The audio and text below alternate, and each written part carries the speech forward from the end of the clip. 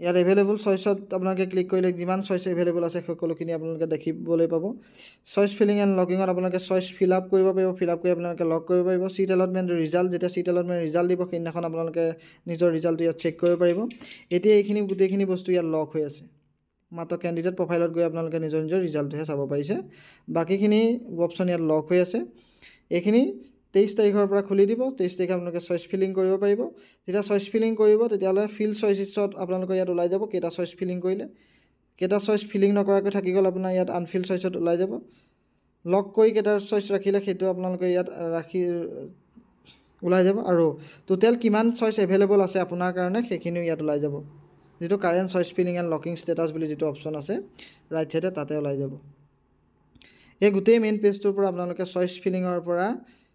seat एलटमेंटर लगे सकलोखिनि पाबो आपनालोके seat एलटमेंटर जेतिया जिनाखन result दिबो फार्स्ट काउन्सेलिंगर रिजाल्ट दिबो आपनालोकर